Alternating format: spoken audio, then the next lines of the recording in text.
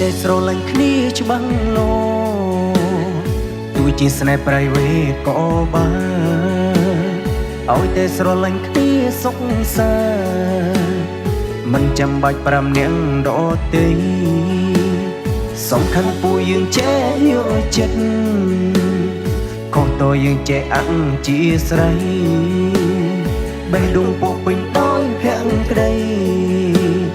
មានន័យណាស់សម្រាប់ជីវិតមាននិស្ស័យទើបបានជួបគ្នាស្ដាយវេលាដែលខំកសាងគំនុំរឿងឲ្យស្នេហ៍ប្រេងឆាត្រូវស្រឡាញ់យកចិត្តទុកដាក់ព្រួយបារម្ភមើលថែរក្សាក្តីស្នេហាឲ្យបានស្រងល្អទៅបានហែមពីអ្នកក៏បានដែរខ្ជិលឲ្យដឹងឮដល់អ្នកក្រៅឲ្យតែស្នេហាយើងកក់ក្ដៅមានន័យណាស់សម្រាប់ជីវិត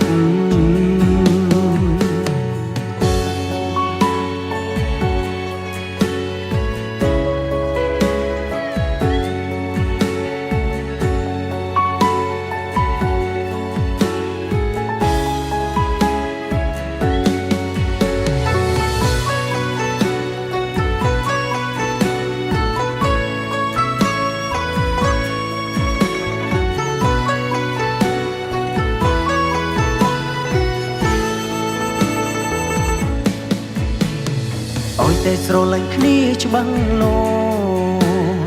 ទោះជាស្នេហ៍ប្រៃវេក៏បានឲ្យតែស្រឡាញ់គ្នាសុខសាមិនចាំបាច់5នាក់ដទៃសំខាន់ពួកយើងចេះយកចិត្ត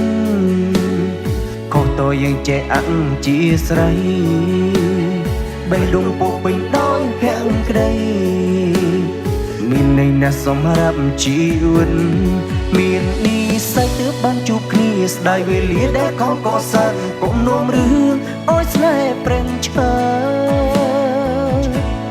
ត្រូវស្រឡាញ់យកចិត្តទុកដាក់ព្រួយបារម្ភមើលថែរក្សាក្តីស្នេហាឲ្យបានស្រងល្អ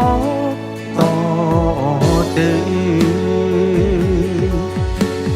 បានហែមពីអ្នកក៏បានដែរខ្ជិលឲ្យដឹងឮដល់អ្នកក្រៅឲ្យតែស្នេហាយើងកក់ក្ដៅមានន័យណាស់សម្រាប់ជីវិត